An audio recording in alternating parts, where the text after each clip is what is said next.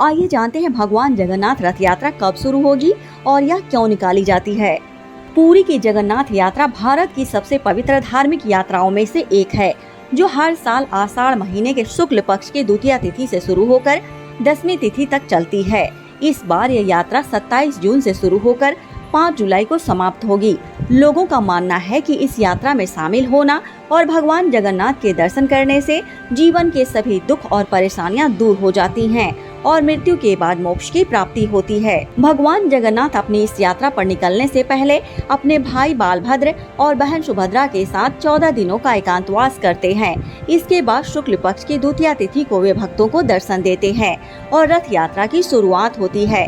यह परंपरा भक्तों के लिए अत्यंत महत्वपूर्ण मानी जाती है, जो आध्यात्मिक शांति और सुख समृद्धि का संदेश देती है।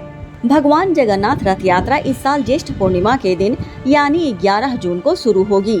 इसके पहले भगवान का सहस्त्रधारा स्नान किया जाएगा, जिसमें 108 घड़ों पानी से उनका स्नान कराया जाता है।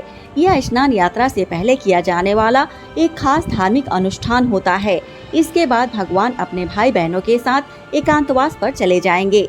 यह एक महत्वपूर्ण परंपरा है जो रथ यात्रा से जुड़ी हुई है। जगन्नाथ रथ यात्रा के पीछे एक पौराणिक कथा है, जो पद्म पुराण में वर्णित है। कहा जाता है कि आषाढ़ महीने में भगवान जगन्नाथ की बहन सुभद्रा ने उनसे बाहर जाकर शहर देखने की इच्छा जताई थी।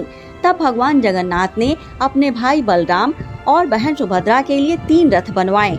तीनों भाई बहन उन रथों पर बैठकर नगर भ्रमण पर निकले और अपनी मौसी के घर, जिसे गुड़ीचा मंदिर कहा जाता है, वहां 7 दिन तक रहे।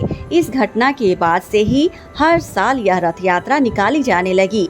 इस रथ यात्रा में सबसे आगे भगवान बलराम का रथ होता है, बीच में बहन सुभद्रा का रथ और सबसे पीछे भगवान जगन्नाथ का रथ होता है।